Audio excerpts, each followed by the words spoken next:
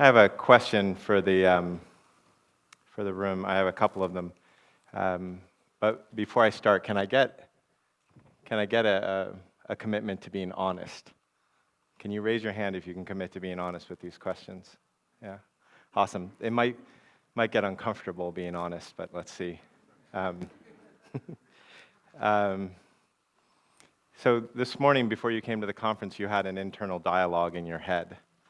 You thought about things you should do or not do, be or not be. How many of you had an internal dialogue about your clothing today? Show of hands, yeah. Clothing, yeah. Yeah. How many of you had an internal dialogue with how you were going to present yourself or your business when you showed up at the conference? Show of hands, yeah. How many of you had an internal dialogue about something that you shouldn't do while you were here? Some sort of correctional thing, yeah? Okay. How many of you had an internal dialogue about how to show up with more love? Yeah. How many of you had an internal dialogue about how to show up with more self-love? That's awesome. Yeah. I live in Sonoma County, and in Sonoma County, I don't know if you've heard, but there's been a big fire, and we had to be evacuated. And my wife and I were leading a retreat when the fires came and told us that we had to leave, so we didn't actually get to evacuate our home. And so the grandmother took our daughters. We have two, 10-year-old and a 14-year-old, just turned 14. And so we decided to take an evacuation, and we went to Palm Springs with the girls. And we didn't have time to get like a Halloween costume, but we found a street fair where our 10-year-old could do trick-or-treating. Candy's a big deal in our house. She doesn't get a lot of it. And we went on the street fair, and people were there giving candy. It was really beautiful. And we ran across a woman who was having onyx bowls. She had onyx bowls, and she was carving them. She was from Peru. And this kid said, "Oh, do you have any candy?" Because the crafts people were handing out candy. And she said, kind of in a hard way, she's like, "No, I don't have any." And my 10-year-old, who was the only one collecting candy, said, "Oh, you can have some of mine." And the lady, like, you could see her visibly get teary-eyed. And then she said, "Well, you just pick out the ones you don't want then." And my daughter was like, "Oh, that doesn't matter." And she just, I get verklempt, is that the word when I think about this? She handed just half of her bag to this lady's bowl. And we walked away. The lady carved this thing for her, carved her name in it. And then we walked away with this little thing that my daughter slept with for the next 3 or 4 days. It was really cute. And I asked her, I said, what made you do that? And she goes, "Oh, I saw the hurt underneath her hardness." I was like a 10-year-old, right? Here's the thing is that you guys are all walking around with a hardness. As a human being, we protect ourselves. And we might protect ourselves more or less in a day. And over the years, we might protect ourselves less. But it's asymptotic, which is a mathematical equation for you who don't know, where you can get closer and closer to undefended, but you can never actually touch it. Evolution is just continual. You don't get to stop. And there's this hardness that we have in us, a defense, if you will. And I want to give you a palpable example of this so that you know what we're talking about. Just go ahead and look at somebody near you. Just make eye contact. Don't need to move your chairs. You know that's probably coming if you sat in these before. But just take a look and look at somebody in the eyes for a minute. And what I want you to do while you're looking at them is to recognize the part of them that wants love and connection with themselves and with you. Right? Look at that. A little uncomfortable there? Yeah. Little giggles. Right? So I just want you to see that. Now, there's a whole bunch of other parts of them, too. There's scared parts of them. There's power-hungry parts of them, whatever. There's ego parts of them. And I want you to just see all of that as ignorance. It's ignorance. It's not, nobody's to blame, yeah? And I want you to just look at the part of them that actually is interested in love and connection to you, with you, from you. Right? The difference between where you are now and where you were 30, 40 seconds ago is the wall that I'm talking about. You can stop looking at each other. Yeah? What does your conference look like if you walk around the rest of these 2 or 3 days? I don't even know how long this conference is. Continually looking for that aspect in each other. What happens? So I had to think about like what I wanted to come up here and say and do. This was the first time. Every other time Nicole's like, we need to talk about vision, Joe. We need to talk about, she always has something for me. This was the first time she was just like, oh, Jesus, you never listen to me anyways. Just go do your thing. So I had to actually think about what I was going to do, what I was going to say up here. And I thought about like, the marketing person who came to me and said, you need to learn how to write listicles. Do you know what listicles are? 5 ways to be a conscious entrepreneur. 5 ways to raise healthy kids, whatever. They're always less than 7, always more than 3. And so I thought, I could do a listicle on how to be a successful leader, how to be a conscious leader, how to be a happy leader. But there's really only one way to do all of them, and it's leading with love, or it's leading with that wall down. To have the journey be as much about top-line growth as it is about continually letting down that wall. I don't have anything to prove to you. I don't have anything to brag about to you. I don't have anything to convince you of. I don't have anything to defend. Right? So how do we do that? How do we as people show up with that level of love where that wall is down? And the funny thing is, if you think about it, for a second, like, what doesn't make, here, I'll do it this way. You have a choice. And on one hand, you get unconditional love from yourself. And on the other hand, you get to be that trillionaire the last guy was talking about. Right? Those are your options. You get to be the world's first trillionaire, or you get to have unconditional love for yourself. How many of you would pick the trillionaire? Right. Right. Right. I don't believe in or. That's awesome. Right. Yeah. So the question that we have is like, to become the trillionaire, or to get whatever it is that we're worrying about besides how to love ourselves, right? Those are all strategies to get to this point of what we'd say feeling good, or having the wall down, or having unconditional love. Right? That's actually the thing that all of our strategies are for. But what's interesting is that most of the time we're not spending thinking about the direct end that we're looking for. We're thinking about the mechanisms to get to the end. Does that make sense, what I'm saying? Yeah.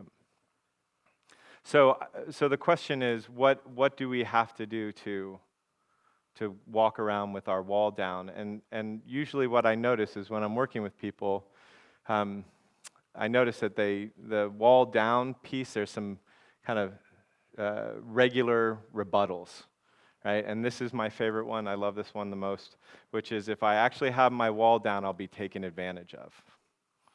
If I have my wall down, somebody will hurt me or take advantage of me, right? And it's interesting that the human mind conflates the idea of having boundaries and having love. So if you think in your mind of like the most loving mother you know, does she have boundaries with her children? If you think about the icons of love in our world, Mother Teresa or Gandhi, Um, did they have boundaries? Love is often a boundary. Love is often a way of saying no, or under these conditions, I can't do that. But our brain likes to immediately say, oh, if I go out into the business world and I act with love, then what's going to happen is I'm going to be taken advantage of, right? What's actually occurring, and there's a reason for it. It's not like nonsensical. What has happened to all of us is we have made really bad decisions for our companies and for each other because we don't want to hurt somebody, right? Because we have this love for them, and then we're like, oh, I don't want to hurt them by firing them, or I don't want to hurt them by telling them the hardcore truth, right? At least that's what our minds say. What's actually happening in that moment, if you look really closely, is like you don't want them to get mad at you or to pull their love away from you in those moments. Because if you're saying to somebody a true boundary, it's the only way you can have respect for them, right? If you're bothering me and I don't tell you, I basically am saying to you, you can't handle it. You can't handle my truth, which means you're inferior to me. And so what we're actually doing is saying, I really want something, but I'm scared if I announce it, you're going to actually hate me, pull away from me, and I'm not going to have your love. And somehow what our brain conflates is this idea that if somebody pulls their love away from us, then we have less of it. Instead of when we don't speak our truth, we have less of it. And that's how it moves in our world. So I'm just curious if there's any, I have others in my mind, but I'm curious, what other reasons do you have in your head? Anybody can answer this question as to what's scary about continually bringing down that wall and showing up with more and more love. Yeah. Can you say it really loudly? Somebody will think that you're weak. Yeah, that's definitely going to happen. Yeah. Yeah. Yeah. And how long do you think they'll think it? Say it again. Right. It's usually what I notice is if you actually are aware of your own security, the person who thinks you're weak doesn't think it for very long. Yeah. They give their foray, they give their attempt at taking advantage, and then they realize, oh, there's a strength here much more deep than my tactics and strategy. There's a line that says, love is not a tactic or a strategy, and it's not passive. It's action. And when they see that, they don't think you're weak very long. But I guarantee you there will be a lot of people who think you're weak for a bit, right? But a man who sits here on the stage or a woman who sits on the stage and is like, here's everything I know, and this is all the stuff, and look, my vision is great, and you guys should buy in. How many of you think there's weakness there? Show of hands. How many of you think there's weakness there? So there's always someone thinking you're weak. Because otherwise we have to feel our feelings. I know that's weird to say, but the way that we prevent ourselves from feeling the love or the hurt, the way we keep that wall up is through judgment. And there's always going to be somebody who judges you. Yeah, no matter what you come up here and do, act in love or act out of arrogance. What other reasons do people have for keeping their wall up? Yeah. Getting too close to that powerful love might be overwhelming. Yeah, good. Yeah, it does that too. Yeah, he said getting close to that love becomes overwhelming. I think that's actually the reason that most people avoid it. Yeah, what I've noticed about love is that when you start loving, everything that's unloved shows up to be loved. Right? Like I see this with my daughters. Like if I come into the house in a deeply loving space, it's just like all that shit that she hasn't released is like, bah! Waiting for me. And internally, it's the same thing. So if you've been living with deep anxiety and you start loving yourself, I have a client right now, runs a business, and all of a sudden, all that anxiety showed up to be loved, and it came in the form of panic attacks. And it was a bit disconcerting for a bit. Now it's not. It's something that passes through, but that's true. When you love, everything that hasn't been loved shows up to be loved, and it can be overwhelming. Yeah. What other reasons do people have? Yeah, please. I have an underlying concern of being burned at the metaphorical stake. Burned at the stake. Oh, yeah. A lot of lovers get that, don't they? Apparently, they tell those stories. Yeah. What? I'm just curious. What would make you getting burnt at the stake more likely if you're loving than if you were, say, a authoritarian demagogue?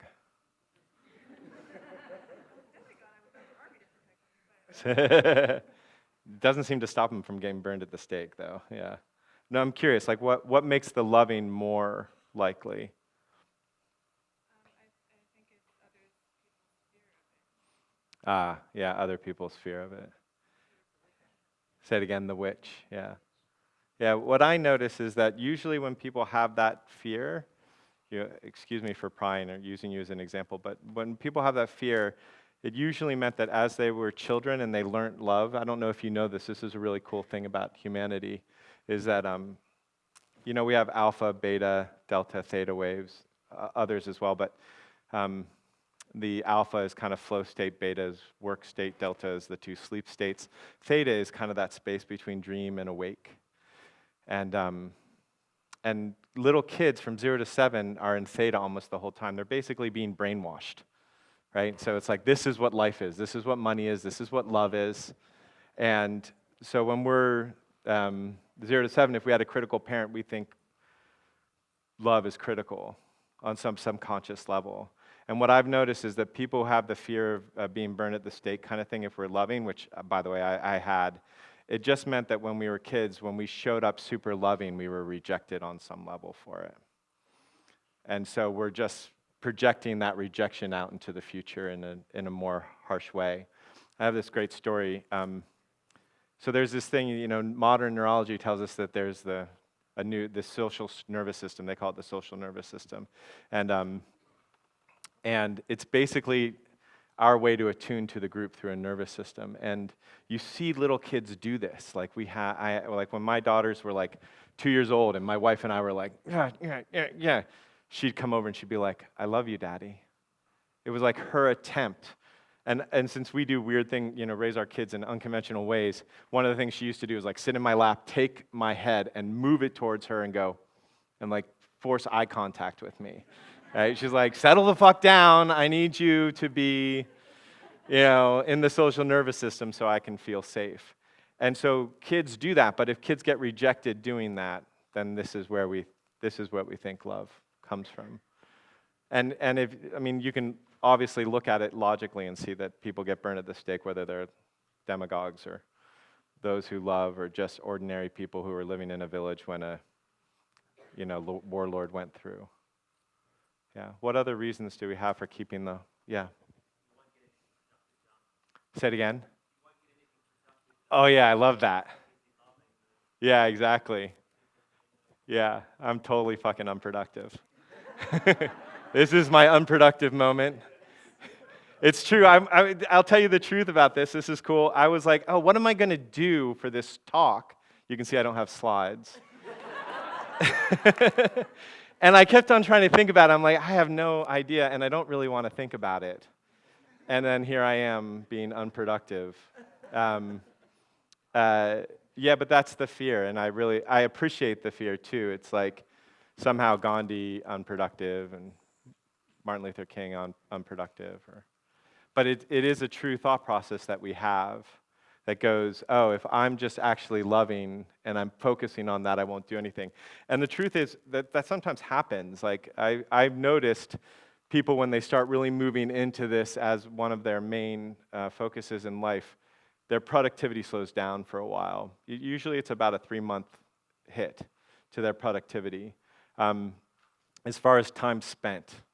So if you're taking productivity as an equation of hours spent working, it goes down. If you're taking productivity as how effective each moment you're working, it goes up. And to learn that lesson, I think leading with love teaches us that lesson, and to learn it, we actually have to slow down the work pace so that we can learn the effective moments to intervene instead of just anxiously intervening all the time. Like, did I need to make a presentation to have this conversation work out, or was it really an unnecessary thing. And this is the learning of leading with love. Yeah. Anything else? Any other ways? Yeah, over there. Fear of becoming what? Responsible for what?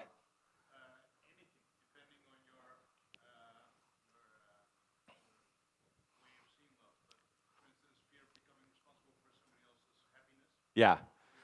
So right now, I love you.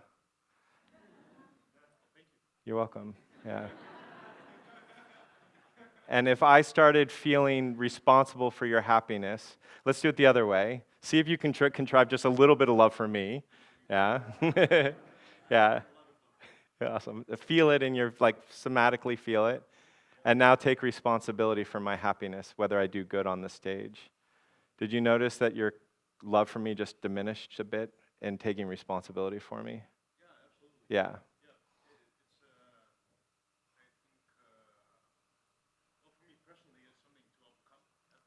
Yeah.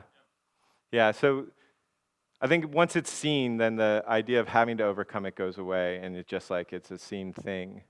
But yeah, one of the things that we do when we think that we conflate love with responsibility, which are very different things.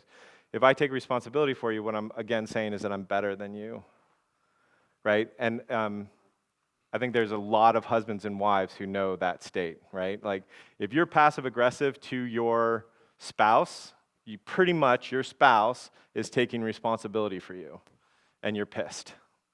That's how that works traditionally. But yeah, I get it. It's especially with children, it's a really hard thing because you're like, oh, I have this deep love and this deep care, and which somehow gets conflated with responsibility. Yeah.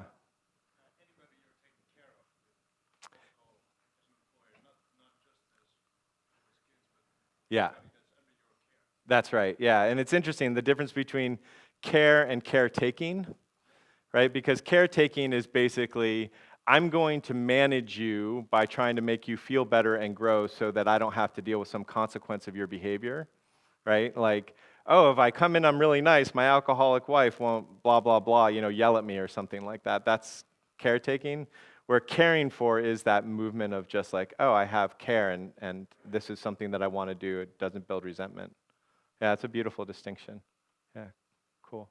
What else gets in the way? Yeah. The fear of rejection or exclusion from like real talk or like the real important business because they're too loving or too. Oh, interesting. That's cool. I've never heard that one before. So what I think I heard you say was that people won't take you seriously and give you the hardcore conversation because you're too loving. Uh-huh.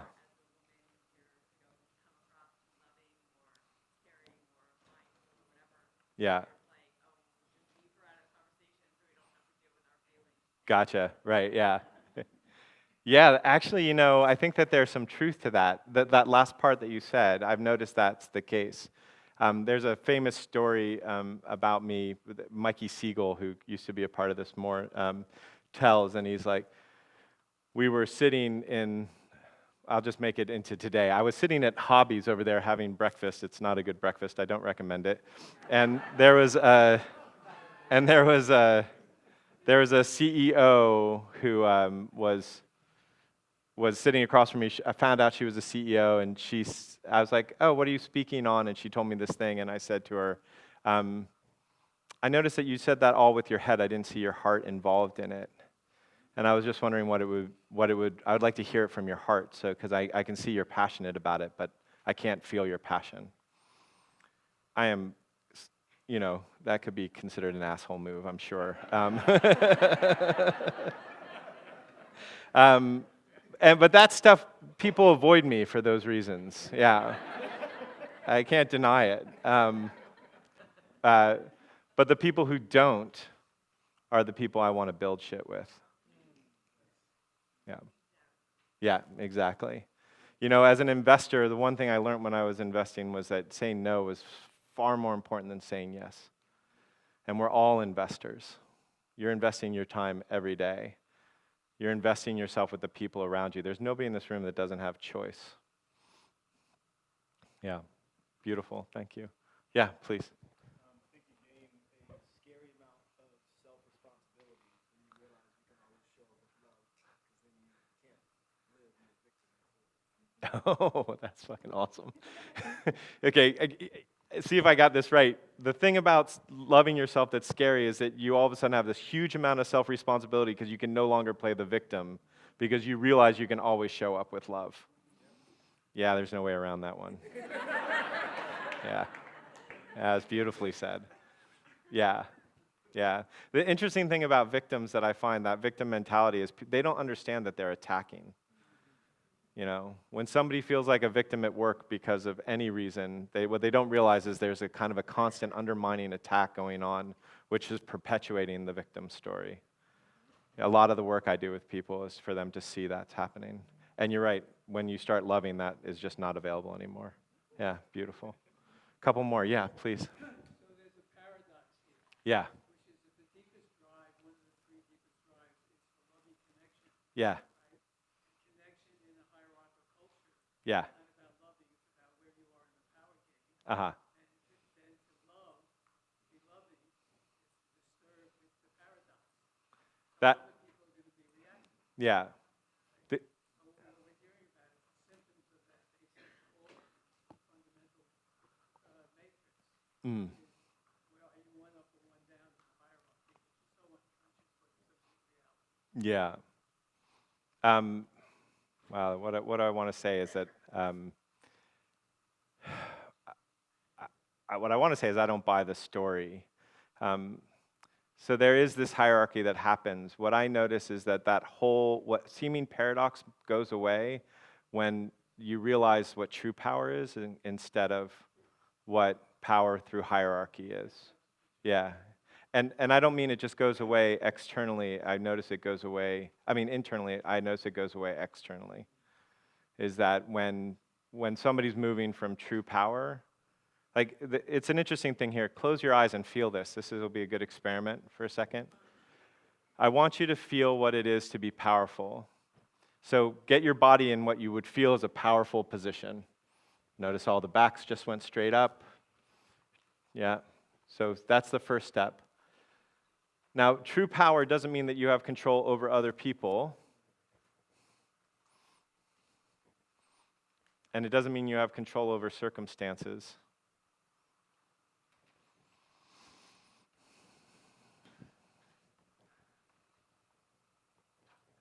And notice right now, if you have a wall up, what it feels like to drop it just a little bit and see if that's more powerful or less powerful.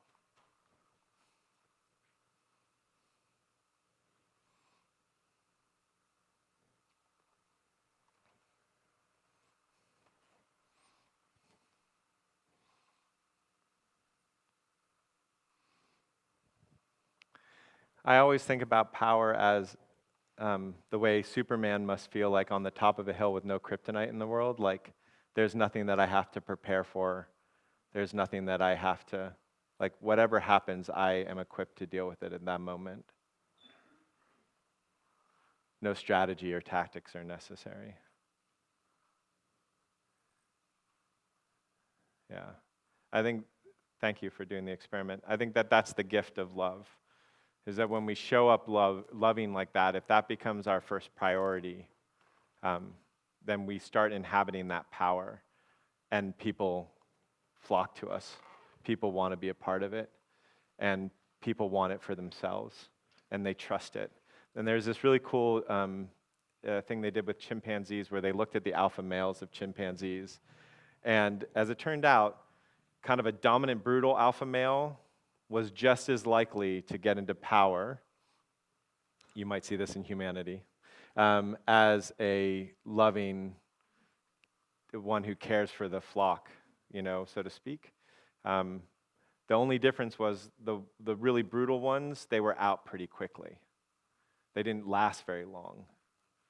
But the ones who actually were constantly caring and tending to make sure everybody was in good, like feeling good, those chimpanzees stayed as alpha males for an extended period of time. So it's interesting to think about that as far as humanity. We can definitely see plenty of leaders be successful without leading with love. But they don't seem to last very long generally. Sometimes they do. Okay, so let's do some of the experiments. If you guys know me, you know this is the time in the time where you're going to move your chairs and you're going to find a partner and you're going to face each other and look at each other eye to eye.